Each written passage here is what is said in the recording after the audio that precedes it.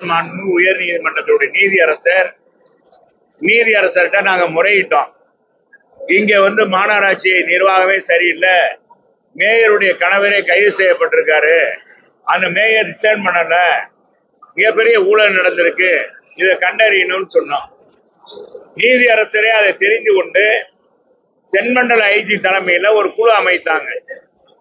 குழு அமைத்து மதுரையில் இருக்கிற ஏறத்தாழ 3 லட்சத்துக்கு மேற்பட்ட கட்டடங்கள், குறிப்பாக 4 லட்சத்துக்கு மேற்பட்ட கட்டடங்கள்லாம் இருக்கிறது. அந்த கட்டடங்களுக்கு புதிதாக வரி விதிக்கப்பட்டது.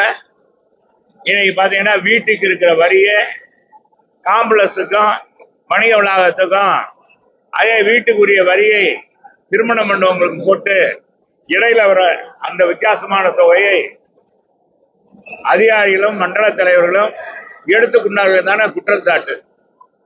எனவே நீதியரசர் அதை ஆராய்ந்து பார்த்து அதன் அடிப்படையில் ஒரு குழு அமைத்தார்.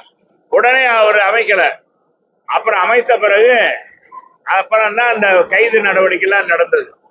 40 மாநகராட்சி அதிகாரிகள் கைது செய்யப்பட்டாங்க, ஒரு நிலைக்குழு தலைவர் கைது செய்யப்பட்டார்.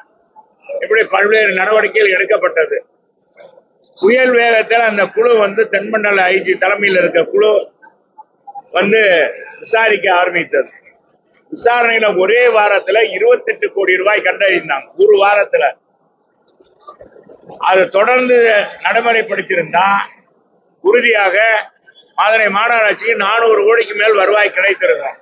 அதை இந்த மாநகராட்சி நிர்வாகமும் இன்னைக்கு இருக்கிற திராவிட முன்னேற்ற கழகமும் அரசும் இன்னைக்கு பாத்தீங்கன்னா இது வெட்ட வெளிச்சமாயிரும், மக்கள் மத்தியில தேர்தல் நேரமாக இருப்பதனால் நமக்கு மிகப்பெரிய கெட்ட பேர் வந்துடும் அப்படின்னு சொல்ல அடிப்படையில் அதை மூடி மறைக்கிற வகையில் அப்படியே போட்டுட்டாங்க.